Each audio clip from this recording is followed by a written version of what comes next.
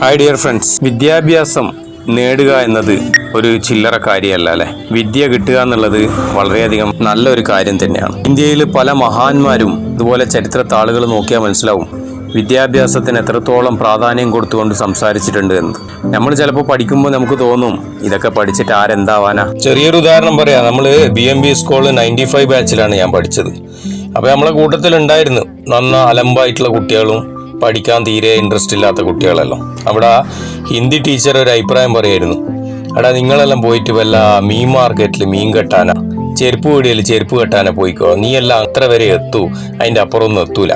എന്നാൽ വിപരീത ഫലം ഉണ്ടായിട്ടുണ്ടായില്ല. മലയാളം മീഡിയത്തിൽ പഠിച്ച നമ്മുടെ ബാച്ചിലെ കുറച്ച് കുട്ടികൾ, അതിൽ ഒരാൾ ഇന്ന് വളരെ പ്രശസ്തമായ ഒമാനിലെ ഒരു കമ്പനിയിലെ ഇംഗ്ലീഷുകാരുടെ കൂടെ ഇരിക്കുന്ന എഞ്ചിനീയർമാരിൽപ്പെട്ട ഒരാളാണ്.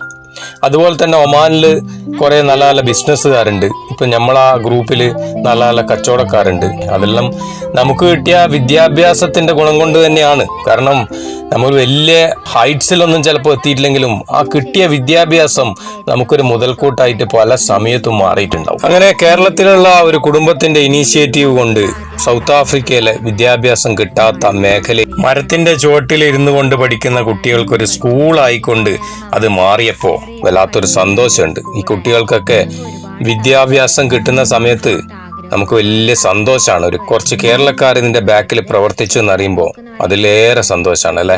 അവരെ ദൈവം അനുഗ്രഹിക്കട്ടെ. ഇനിയും കൂടുതൽ ഇത്തരം ഇനീഷ്യേറ്റീവ് എടുക്കാൻ വേണ്ടി ബാക്കിയുള്ളവർ പ്രചോദനമാവട്ടെ എന്ന് പറഞ്ഞുകൊണ്ട് നമുക്ക് ആ വീഡിയോന്റെ കുറച്ച് ഭാഗം കൂടി കണ്ടു നിർത്താം അല്ലേ.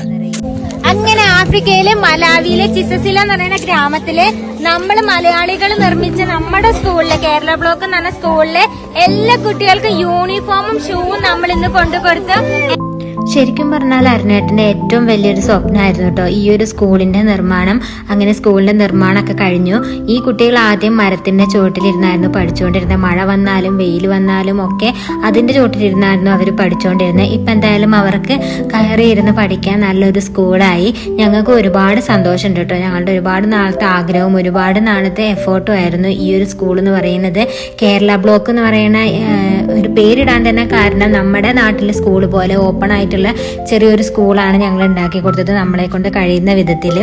അപ്പോൾ അതേ കുട്ടികളുടെ സന്തോഷം കാണുമ്പോൾ തന്നെ നമുക്ക് മനസ്സ് നിറയും. ജീവിതത്തിനൊരർത്ഥം വന്ന പോലെയാണ് കേട്ടോ ഞങ്ങൾക്ക് ഇതിന്ന് ഫീൽ ആയിട്ടുള്ളത്.